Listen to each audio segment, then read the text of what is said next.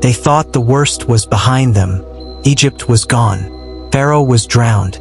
The Red Sea had split wide open, and the fire of God had led them through night after night. But now they wandered, circling, starving, thirsting, and this time, the enemy wasn't Pharaoh. It was within. Their faith was cracking, and the snakes were coming. The sun scorched the earth beneath their feet. Sand blew across their faces, stinging, blinding. Tired feet shuffled forward, dragging across the dry ground. The Israelites had just turned away from battle with Edom. God told them not to fight, to take the long road around. But the long road felt like a curse. Voices grew louder, feet slowed, tempers flared. "We've had enough," one shouted. "Why did Moses bring us out of Egypt just to die in the wilderness? There's no water, no bread, and this manna? We loathe it." The very miracle that had fed them for years, they now spat on. They weren't just hungry, they were ungrateful, and dangerously close to rebellion. That night, something changed. In the stillness, slithering shapes began to move beneath their tents. Eyes glowing, fangs ready, venomous snakes, sent by God himself, invaded the camp. The screams came quickly. A child bit in his sleep. A woman shrieked and collapsed.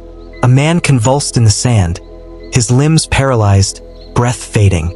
Panic spread like wildfire. They ran. They trampled. They tried to escape, but there was nowhere to go. The wilderness had turned against them, and the snakes just kept coming.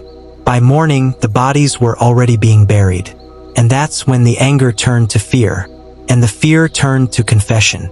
They came to Moses, no longer shouting, but sobbing. "We have sinned," they admitted.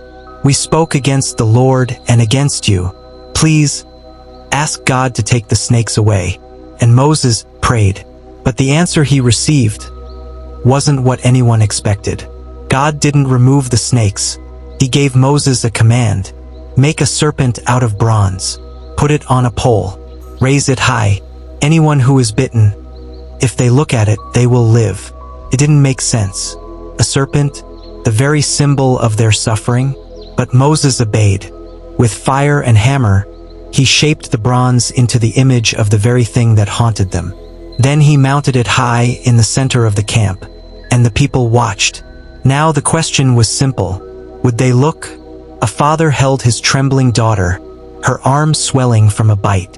He looked at the pole, then back at her, and he turned her face to it.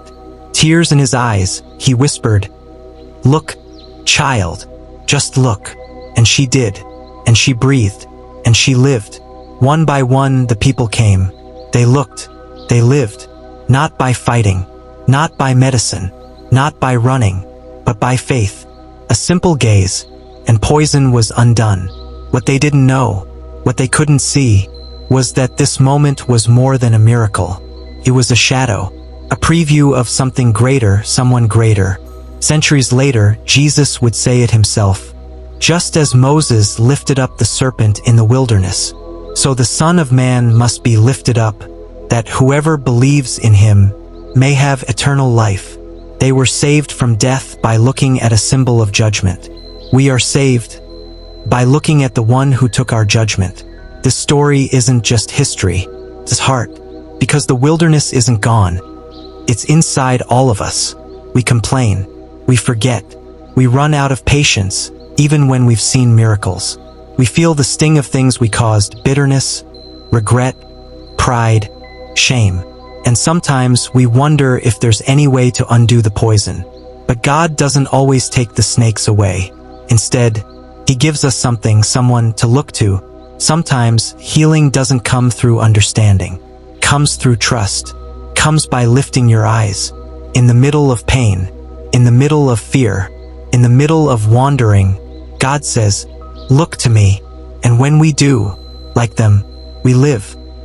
If this story stirred something in you, subscribe to my stream of Bible stories and drop a comment below. What part of the story touched you the most? We'd love to hear your thoughts.